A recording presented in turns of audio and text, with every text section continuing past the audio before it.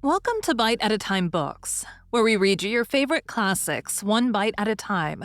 My name is Bree Carlile, and I love to read and wanted to share my passion with listeners like you. If you want to know what's coming next and get updates from me, Bree, sign up for our newsletter at biteatatimebooks.com. Be sure to follow the show on your favorite podcast platform so you get all the new episodes. Or you can follow the show on YouTube, where we have playlists for all the stories. We're part of the Bite at a Time Books Productions Network. If you'd also like to hear what inspired your favorite classic author to write their novels, and what was going on in the world at the time, check out the Bite at a Time Books Behind the Story podcast, Tuesdays, where you listen to podcasts. Today we'll be continuing The Call of the Wild by Jack London. Chapter 5, The Toil of Trace and Trail, Part 1. 30 days from the time it left Dawson, the saltwater mail, with Buck and his mates of the four, arrived at Skagway. They were in a wretched state, worn out and worn down. Buck's 140 pounds had dwindled to 115. The rest of his mates, though lighter dogs, had relatively lost more weight than he. Pike, the malingerer, who in his lifetime of deceit had often successfully feigned a hurt leg, was now limping in earnest. So Lex was limping, and Dub was suffering from a wrenched shoulder blade. They were all terribly footsore. No spring or rebound was left in them.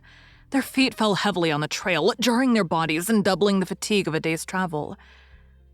There was nothing the matter with them except that they were dead tired. It was not the dead tiredness that comes through brief and excessive effort, from which recovery is a matter of hours. But it was the dead tiredness that comes through the slow and prolonged strength drainage of months of toil. There was no power of recuperation left, no reserve strength to call upon. It had been all used, the last least bit of it. Every muscle, every fiber, every cell was tired, dead tired. And there was reason for it. In less than 5 months, they had traveled 2,500 miles, during the last 1,800 of which they had had but 5 days' rest. When they arrived at Skagway, they were apparently on their last legs. They could barely keep the traces taut, and on the downgrades just managed to keep out of the way of the sled. "Mush on, poor sore feets," the driver encouraged them as they tottered down the main street of Skagway. "This is the last. Then we get one long rest, eh? For sure. One bully long rest." The drivers confidently expected a long stopover. Themselves, they had covered 1,200 miles with 2 days' rest, and in the nature of reason and common justice, they deserved an interval of loafing. But so many were the men who had rushed into the Klondike, and so many were the sweethearts, wives, and kin that had not rushed in, that the congested mail was taking on alpine proportions. Also, there were official orders. Fresh batches of Hudson Bay dogs were to take the places of those worthless for the trail. The worthless ones were to be got rid of. And since dogs count for little against dollars, they were to be sold. 3 days passed, by which time Buck and his mates found how really tired and weak they were.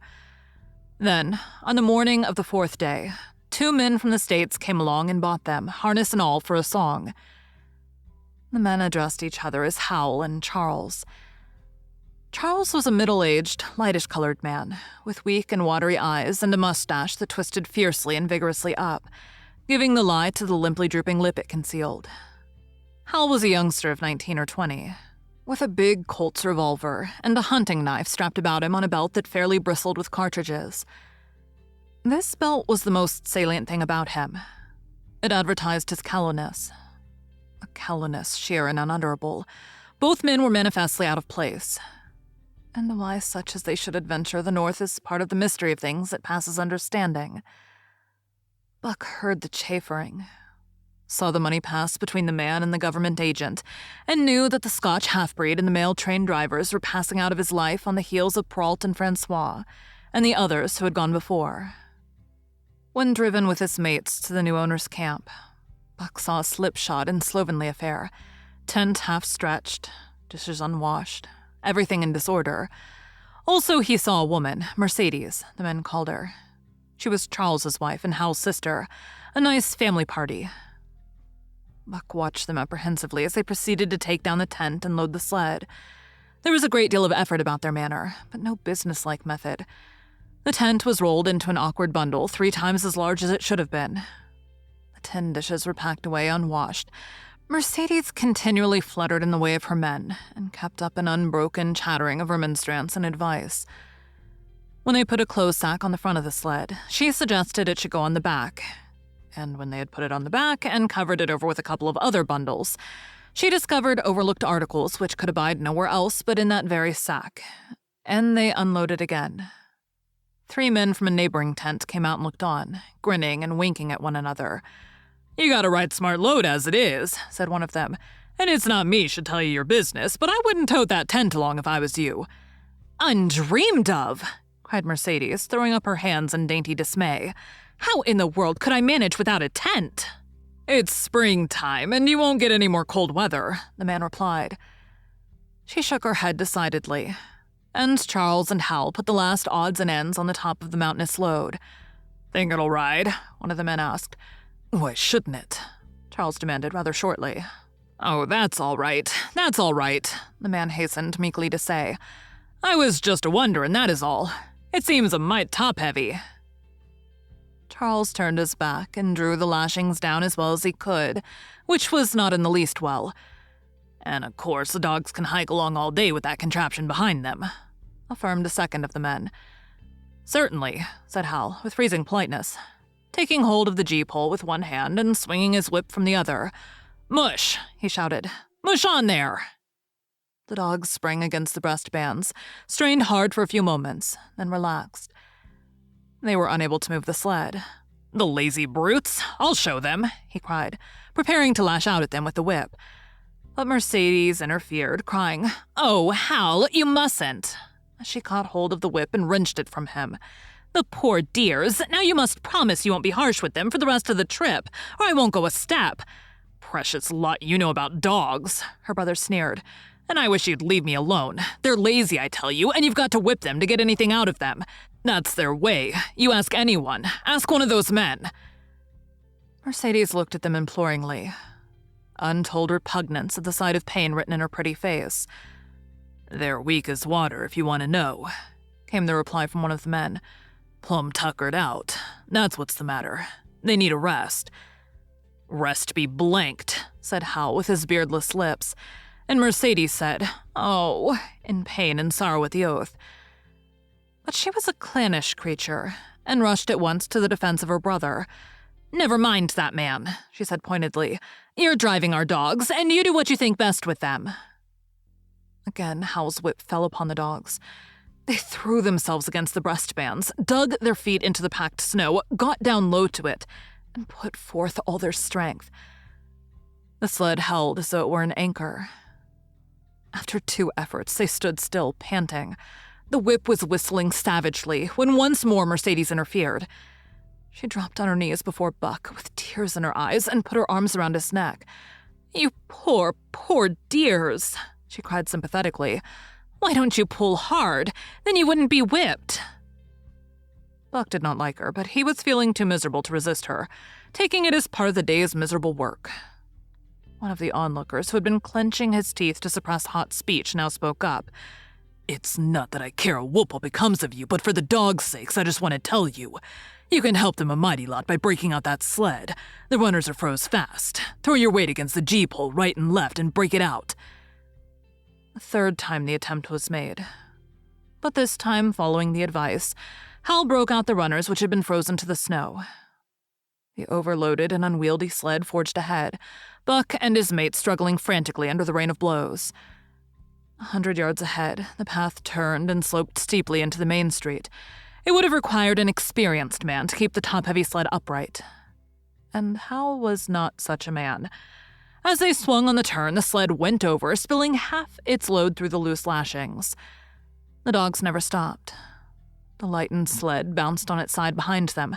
They were angry because of the ill treatment they had received and the unjust load. Buck was raging. He broke into a run, the team following his lead. Hal cried, "Whoa, whoa!" but they gave no heed. He tripped and was pulled off his feet. The capsized sled ground over him, and the dogs dashed on up the street, adding to the gaiety of Skagway as they scattered the remainder of the outfit along its chief thoroughfare. Kind-hearted citizens caught the dogs and gathered up the scattered belongings. Also, they gave advice. Half the load and twice the dogs, if they ever expected to reach Dawson, was what was said. Hal and his sister and brother-in-law listened unwillingly, pitched tent, and overhauled the outfit. Canned goods were turned out that made men laugh, for canned goods on the long trail is a thing to dream about. "Blankets for a hotel," quoth one of the men who laughed and helped. "Half as many is too much. Get rid of them. Throw away that tent and all those dishes. Who's going to wash them anyway? Good Lord, do you think you're traveling on a Pullman?" And so it went. The inexorable elimination of the superfluous. Mercedes cried when her clothes bags were dumped on the ground, and article after article was thrown out. She cried in general, and she cried in particular over each discarded thing. She clasped hands about knees, rocking back and forth broken-heartedly. She averred she would not go an inch, not for a dozen Charleses. She appealed to everybody and to everything, finally wiping her eyes and proceeding to cast out even articles of apparel that were imperative necessities. And in her zeal, when she had finished with her own, she attacked the belongings of her men and went through them like a tornado. This accomplished, the outfit, though cut in half, was still a formidable bulk. Charles and Hal went out in the evening and bought 6 outside dogs. These, added to the 6 of the original team, and Teak and Kuna, the Huskies obtained at the Rink Rapids on the record trip, brought the team up to 14. But the outside dogs, though practically broken in since their landing, did not amount to much. 3 were short-haired pointers. 1 was a Newfoundland, and the other 2 were mongrels of indeterminate breed. They did not seem to know anything, these newcomers. Buck and his comrades looked upon them with disgust, and though he speedily taught them their places and what not to do, he could not teach them what to do. They did not take kindly to trace and trail. With the exception of the 2 mongrels, they were bewildered and spirit-broken by the strange savage environment in which they found themselves and by the ill treatment they had received. The 2 mongrels were without spirit at all. Bones were the only things breakable about them.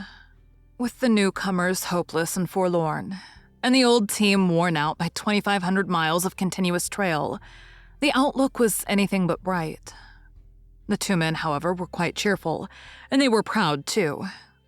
They were doing the thing in style with 14 dogs. They had seen other sleds depart over the pass for Dawson, or come in from Dawson. But never had they seen a sled with so many as 14 dogs. In the nature of Arctic travel, there was a reason why 14 dogs should not drag one sled, and that was that one sled could not carry the food for 14 dogs. But Charles and Hal did not know this. They had worked the trip out with a pencil, so much to a dog, so many dogs, so many days. QED, Mercedes looked over their shoulders and nodded comprehensively. It was all so very simple. Late next morning, Buck led the long team up the street. There was nothing lively about it. No snap or go in him and his fellows. They were starting dead weary. 4 times he had covered the distance between Saltwater and Dawson, and the knowledge that, jaded and tired, he was facing the same trail once more, made him bitter. His heart was not in the work, nor was the heart of any dog.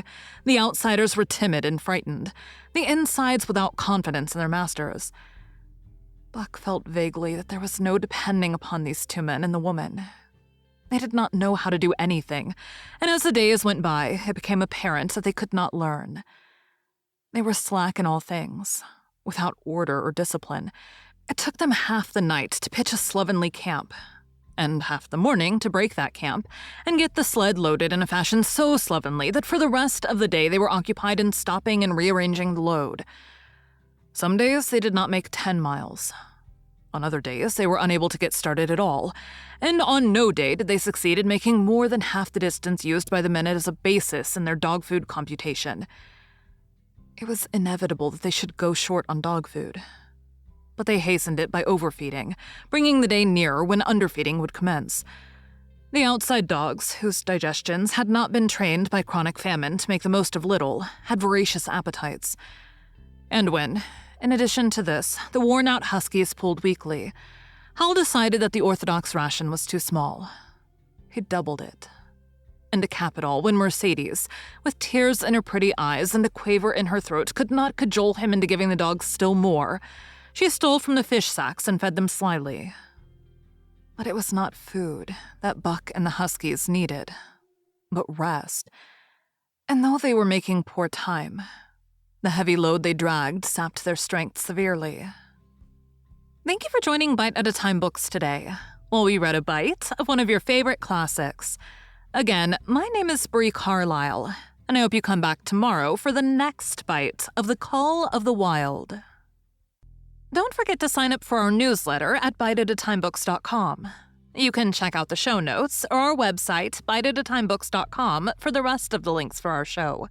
We'd love to hear from you on social media at biteatatimebooks.